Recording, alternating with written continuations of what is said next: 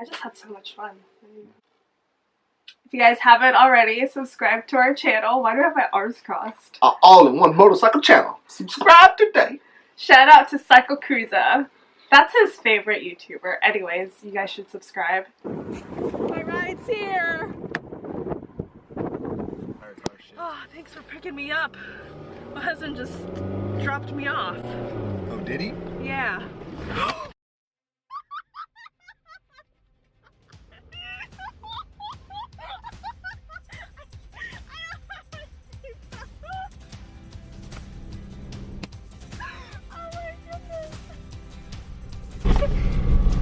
That is scary. That's why you put your seatbelt on. That would have never happened.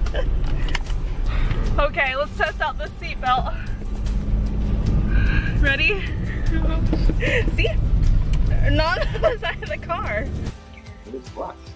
It was a new experience. Everybody kind of looks at this weird when we talk about it, but it was really fun. Like, yeah, it was a cool experience. Everyone's like, "Oh, that must have been so compact and whatever." I was like, "No, it wasn't at all." So the premise of the whole camping trip was that we were going to camp inside of our vehicle, in our car, and it's the Pontiac 5. So it's a little hatchback.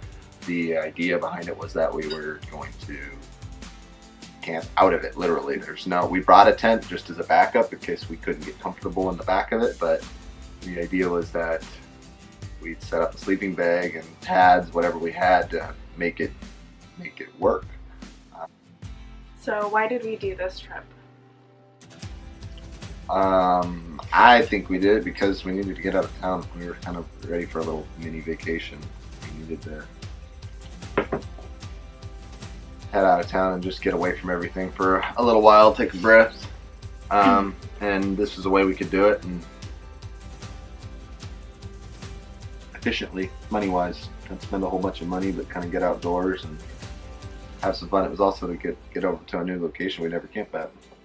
During the day, we were driving around. All the stuff would go back on top of our bed. Essentially, we just left our bed in place in the back, and then we'd transition everything onto the bed. And then when we wanted to hunker down for a nap or to go to bed, all the stuff went down at our feet to kind of almost extend the foot of our bed, and it was kind of almost like having a foot locker down there. It worked pretty well.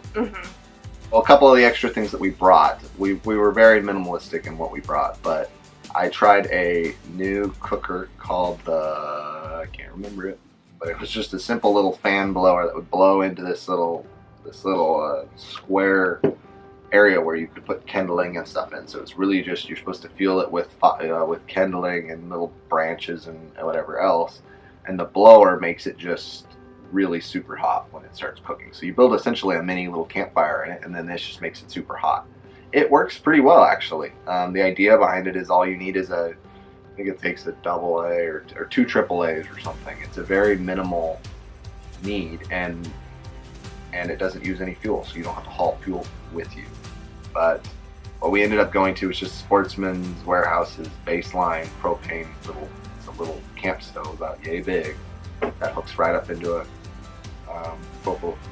propane isobutane cooker. Yeah.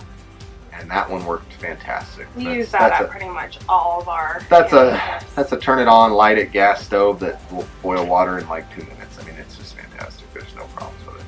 Breezy. Stuff like this. I mean, that's supposed to be microwaved, I think. So this is a Spanish style rice that's actually pre-cooked, I believe. And so it is literally, I think you just microwave it and you're done. So there's rice packets in this. These are fairly heavy, so you wouldn't want to take them backpacking all that much. Or if you were doing a one-night backpacking trip, it wouldn't be a big deal. But, I mean, I don't know what this says it weighs, but yeah, net weight 8 ounces. Whereas for the same weight, you could probably take like 6 packets of top ramen or something, or comparable dry package, freeze-dried food. So these are great for car camping, but ideally you want the dried stuff that you just cook a little extra longer, like an instant rice that's dried. Struggles of sleeping in a car. Go, Kathy. The first night we didn't have a pad, so that was really difficult. But yeah, that's about it. I probably would have just added a pad. I didn't have any height issues or anything. Well, you have a height issue, but it doesn't come into issue here, really. No, it doesn't. So the part for me was I slept on the passenger side of the car the first night because the passenger side seemed to be longer, and the seat goes flat in the front, but it's not flat. It's about 6 inches higher, but flat. So you can put your feet above it. So it's kind of like an ottoman in a seated position. It's not very comfortable, but it was an option. I thought I could do it, and it was whatever. It was all right the first night lengthwise. The second night, I realized that the driver's side seat actually slides farther forward, and that's where I clued into the fact that I actually might have enough length to sleep lengthwise there. And sure enough, I did by about an inch. I mean, I had like an inch of extra space above my head or below my feet. I'm 6'3", so. And I'm 5'5". Yeah, and she's 5 foot. So it's not hard for her to fit in there. It was a little tough for me, but that second night was so much better. And if we had better bedding, padding, it would have been perfect. It would have been like sleeping in a trailer almost. Like it was better. I would do a full leg padding. Oh, okay. Yeah, I would do a little bit more padding all the way down, so it felt just super solid, flat, and comfy. But yeah, other than that, it wasn't bad at all. And the second night, like I said, was so much better than the first night. I mean, the second day, I could almost stay in there in bed. First night, I was ready to get up and just get out. I know, my back was hurting me the whole entire It was a little torturous, but yeah. But it was still, we slept, and we both got rest, and it was something. It worked. But, oh. What did you find to be the most memorable parts of the trip? The photo shoot was really fun. It was fun working with you. Oh yeah, that stuff. Some photos out there. That was a lot of fun. Yeah. It's kind of my first time really getting into it with the camera and taking some pictures and getting used to using it. So it was kind of fun. You did a really good job too. But what about for you? Moment would be for sure the moped. We rented a moped and took it on the beach, and that was a blast. We rented it for 2 hours. It cost us $66 or something like that, and it allowed us to go up and down the beach a whole bunch. And yeah. It was a very cool experience to just be cruising down the ocean.